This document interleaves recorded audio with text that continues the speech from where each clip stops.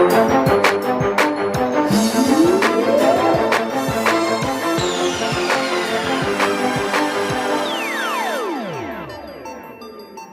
want to welcome everyone in Nigeria and the rest of the world. I'm Gimba Umar and this is State of the Nation. Data feed still coming through in one place simultaneously.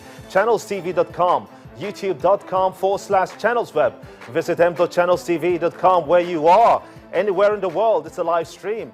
You can also be part of the program, send in your tweets to @Gimba003.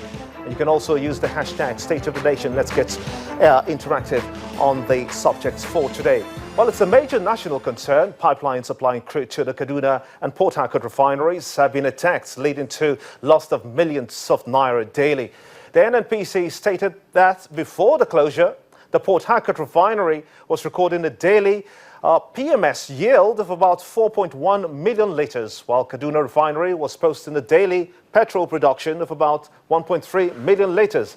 Well, that leaves us with just the Warri Refining and Petrochemicals Company producing a little above 1.4 million litres of petrol per day. Zakabala, an energy expert, joins me now to discuss this. I want to thank you so much indeed for coming on State of the Nation. Thank you. What we have, the scenario looks like this. Boko Haram has largely been degraded in the northeast, that's claimed by the government, and now there seems to be another challenge, militancy in the south attacking pipelines. What do you make of this? Well, you can classify them into two different parts, but all of them have to do with tampering with national asset. If you tamper with national asset, you are tampering with national security. Any attempt to disturb national security, you are disturbing national growth and national development. So whichever way you look at them, they shouldn't be tolerated. Boko Haram is a terrorist act.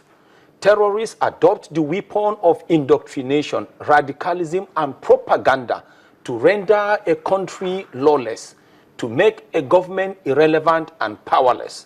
That is a terrorist act. They are disloyal citizens. What we are seeing about pipeline vandalization or destruction, that has to do with destruction to national assets. That one has to do more with economic betrayal. You can say people like that are not loyal citizens. They are enemies of the nation.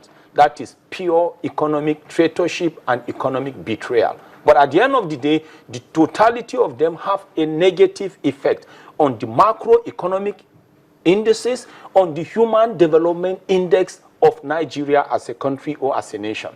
Well, the State Oil Corporation, the NNPC, has assured Nigerians that it is putting measures in place to ensure that there is consistency and uninterrupted supply of at least PMS. We're getting that from them for Nigerians. Do you see this happening?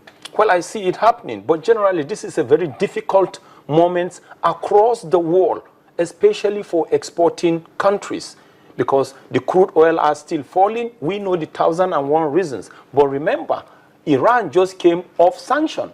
And before Iran came off sanctions, we already had crude oil supply in excess by probably more than 1 million barrels per day. Iran is coming in to add. So at the end of the day, people are trying to look inwards. And trying to look inwards simply means you may likely diversify your economy. But most importantly, exporting countries are those that are feeling the real brunt. And in diversification, what that simply means for Nigeria in particular is this. If you have cocoa, why are you not producing chocolates, right? If you have enough cassava, why are you not producing ethanol and starch? If you have palm fruits, why are you not producing enough of palm oil and exporting? If you have hide and skin, why are you not producing so much leather? But most importantly, on the crude oil, we decided that we want to internally domesticate. We want to save so much from subsidy imports, and that means we want to get our crude oil from the wellhead in Naira, move them across the pipelines now to the respective refineries across the country in Naira, refine them and distribute to Nigeria in Naira. Start earning our Naira and free ourselves from what? Exchange rate differentials. And that simply means anybody who tampers with those pipelines, whether gas or oil or crude oil pipelines, is an enemy of Nigeria, that person, if he's a Nigerian, is a disloyal citizen. What do you suppose should be done by the government to Well, such people? government should apply all the control mechanisms. And when you talk about control mechanisms, you are talking about preventive mechanisms, detective mechanisms, and corrective mechanisms. Preventive simply means prevent the criminals, whether those destroying the pipelines or the terrorists from coming in. If they escape your preventive controls, let your detective mechanisms be able to detect that. And in a situation where they are able to go ahead and inflict pains on you, as we saw with Boko Haram and with the recent pipeline, then the corrective mechanism should be deployed immediately and restore the situations. Now, the Niger Delta area seems to be, by and large, lays the golden egg for Nigeria, but continues to allege harassment by the government. Is it slightly possible that this may be one of the reasons why we're seeing these attacks? Not exactly. I think what we have seen is this. The Niger Delta is not immune to the national calamity of Nigeria. What we've noticed in Nigeria is this. Basic universal concepts have been failing in Nigeria. So it's not limited to the Niger Delta. Because if you look at it, we introduced subsidy. Subsidy is a universal economic concept. Subsidy is almost or has failed in Nigeria.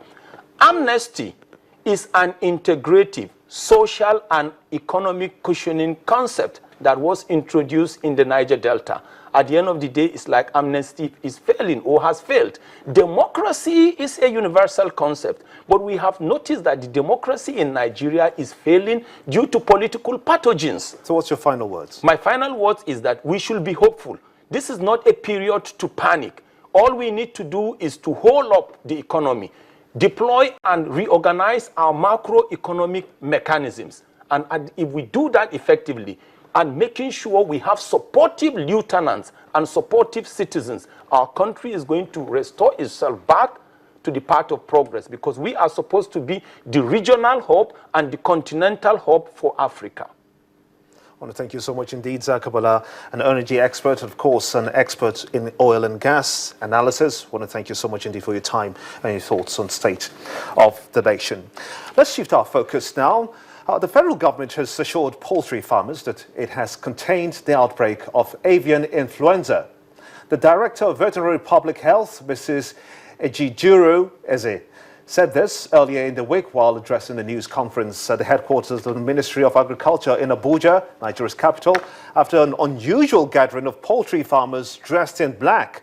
The spokesman of the Poultry Farmers Association, Dalis Nanle, criticized the failure of the federal government to fulfill its promise of compensation for poultry farmers affected by bird flu.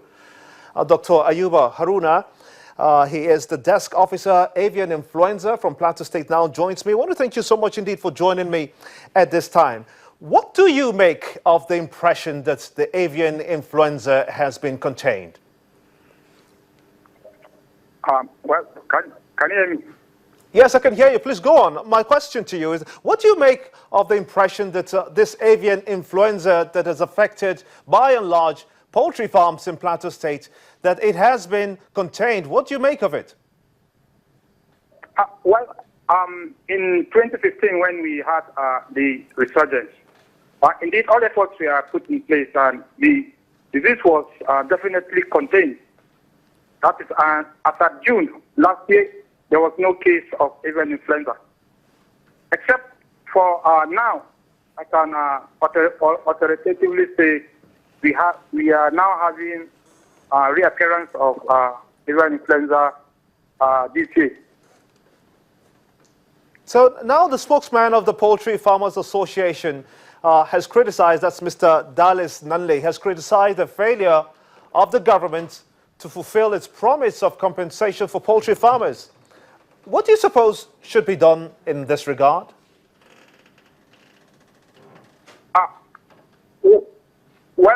In Plateau State, we had about 50% of the farmers being paid, but 40% of them are yet to be paid. Indeed, if we can connect the reappearance of avian influenza in our state due to this lack of payment, because we'll be having reflex sales, because farmers are worried. They are not so much confident in government paying. So instead of reporting these cases, they are busy selling off their birds. So what measures do you suggest be put in place, as we have reports that this is actually happening year in, year out in Plateau State, especially though underreported? What do you think should be done? Plateau State is a state that is a hub of poultry in the farm. We have so much smallholders scale farming. And farming in Plateau State is in clusters. You find many farms being separated by only fence. From the one farm to the other, the proximity is as less as 50%. So the key to the containment is early reporting, because early reporting is very vital to biocontainment of the virus.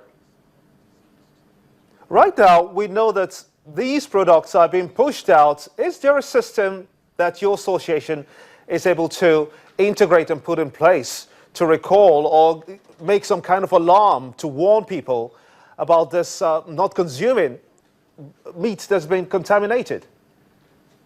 Hello, can you come again? Yes, I'm just asking you that, is there a system in place that your institute has put in place just to see that people don't get to consume affected meat? Yes, we've been enlightening people through workshops, seminars, flyers. We educate people on the dangers of consuming these birds that are affected with the bird flu virus. Dr. Ayuba Haruna speaking to us from just the Plateau State capital. I want to thank you so much indeed. He is indeed the desk officer, avian influenza in Plateau State. Thank you so much indeed for your time and your thoughts. You're watching State of the Nation, reaching you live from our studios here in Lagos. We're going to go on short break, and when we come back, we'll be looking at the situation of the northeast state of Borno State and how the insurgency there is dying out. Join us again.